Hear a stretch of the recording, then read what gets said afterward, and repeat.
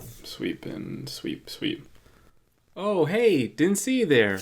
Just getting into character. My name is Serge. I make cartoons under the name Serge Bird, and in this video I'm going to explain what life experiences and knowledge I've learned that led me to come up with the idea for my latest short, giving up on my dreams and pursuing new ones. So go check out that video first and then watch this one. Or don't, or just watch this one. Story time. Okay, the year was 2019. My buddies that I met at Cal State Northridge, CSUN, Go Matadors, they both worked at this visual effects studio. They needed a production assistant to be there for 3 days. So I did it. I was a production assistant. So I did things like I got bagels and ordered pizza, did dishes and things like that. It was a really great studio. I could have all the gummy worms that I wanted, and I wanted a lot of gummy worms.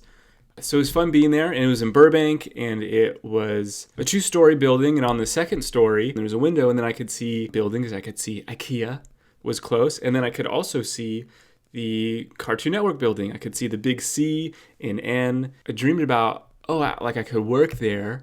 I want to work there. I'd love to work there. And then I could then tell people about how I was in this studio laying out cream cheese, dreaming about working at Cartoon Network. I wanted the story, I guess, to be like, I dreamed about it from a window from afar. But the truth was that I would have been stoked to work at any animation studio, Nickelodeon or Disney or DreamWorks, anywhere. And I applied to all those places. I would just live on those job board sites, and then I'd have all these folders on my computer about all the times I applied to Nickelodeon, and then tweaking the language in it, and then new PDFs and new documents. And I applied to all of them. Even my experience of being blessed to intern at Titmouse while I was going to CSUN, Go Matadors, which led to a 2-week job as a storyboard revisionist, which led to being prop designer on the show Laser Wolf mid-season, which led to being a prop designer on Duncanville. That experience, knowing that all these people, they don't stay at one studio. I think some people do, but a lot of artists, they just go to whatever the new show is, and so they're not held to, you just work at Nickelodeon, you just work at Cartoon Network. If you looked at a lot of people's LinkedIns, it's like all these different studios. It's just like learning that is the reality, and I didn't know that. Once your job is over on the show, you got to find a new one, because they say beat it. They don't really say beat it. I think on your last day, people are usually really nice and might even throw you an ice cream party. So looking out the window from that visual effects studio, that's my dream. But the next building that would be in Burbank, that is also my dream. Well, I guess the dream is making cartoons. So when I went out making this short, I was thinking, I came up with this idea while I was in the second story of this visual effects studio. So that has to be the setting. I have to make it look like that kitchen, that window. There's IKEA, there's Cartoon Network, because that is my tendency, is to want to do the reality of where did this actually happen? That's where it has to happen. But that's kind of a little bit maybe over the top. I don't have to just stick to what is the reality, what someone said to me, what the location was, what it had to look like, to the point of how many stairs were on this stairwell. What does a better job of just communicating the idea? So when it comes to making my cartoon, I don't have to make it in the visual effects studio. I can make it in a more relatable place that anyone would dream at, like working at a part-time job at a restaurant. For me, that was true. I worked at a restaurant. I'm working at the restaurant, looking out the window, even though in reality, the restaurant that I worked at, when I looked out the window, I didn't see any animation studios. I saw a Menchie's Frozen Yogurt, Winnetka Movie Theater, and I didn't see Applebee's, but I knew it was around the corner. So I started looking at paintings that were inside the restaurant that I used to be at. I just Googled abstract paintings too, and restaurant art, and I came across Nighthawks, Edward Hopper. Looking at this, clicked on that image, went to Khan Academy, which is a super awesome website. Khan Academy, they talk about this painting being created in the time of World War II, describing that alienation feeling, that wartime isolation inside this diner. And I remember then being at CSUN, Go Matadors, and having an art history class, and then it was the Nighthawks painting.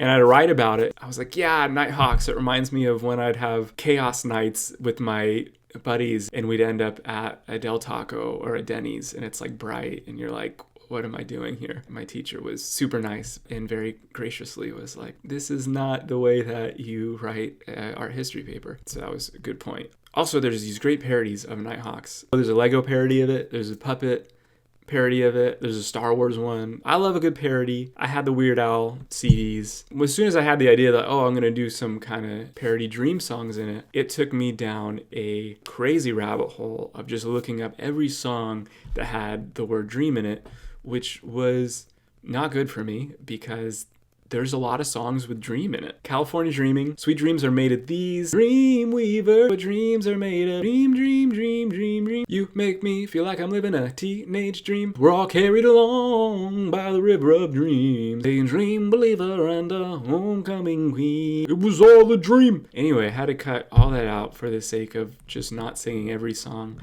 that had dream in it, which I think is for the best. I sing these songs and I'm telling everything to this diner couple who could have lived through World War II. For the older gentleman, as a reference, I used Ex Atencio. He was an Imagineer. I had been watching him a lot because I watched this Pirates of the Caribbean documentary. And in this couple, I'm telling them about my Patreon. And I've wanted to do Patreon for a long time. I'm excited I'm finally doing it. It's launched. I'm stoked about it. What Patreon is a subscription-style payment model where fans of my work can choose to financially support me through a monthly tier amount of their choice. And by doing that, they help me continue to create cartoons, videos like this where I explain what I'm doing, and vlogs. As a benefit, they get a patrons-only vlog where I'm talking about what I got up for the next week and what I'm thinking, what I'm working on. So big shout out to my first patrons, and thank you so much. Ron Jones, Tori Lawler, Ronald Joseph Babcock, Blair Borland, Nick Fanton, Alessandro Avila, Tim Rasmussen, Eric Davis, Alicia Jimenez, Jordan Zire. Thank you so much. You are the wind beneath my wings, and I appreciate you so much. And I'm so thankful that you signed up to partner with me. So stoked about that. Thank you guys. Anyone who's watching this, check out my Patreon page. I'd love it if you became a patron, partner with me, and help me create videos. So check it out. Also, just a way to help me out is if you could subscribe to my YouTube channel. Right now I got 27 subscribers. I'd love to bump that bad boy up to 30, 33, maybe 1 million, whatever. I'm open. That'd be super cool. Also, for the videos I make, if you enjoy them, then you could give them a like. You can share my videos. You can tag your friends in my videos. That's also super rad and super helpful for me. I'll link the Khan Academy video about Nighthawks, Pirates of the Caribbean documentary, River of Dream songs. I'll link all that stuff on my YouTube account for this video. Thank you so much for watching this video, and I'll see you later. Serge Bird. Got to pose for the thumbnail. Maybe it'll be like this. Something like that. Home Alone, maybe. Okay.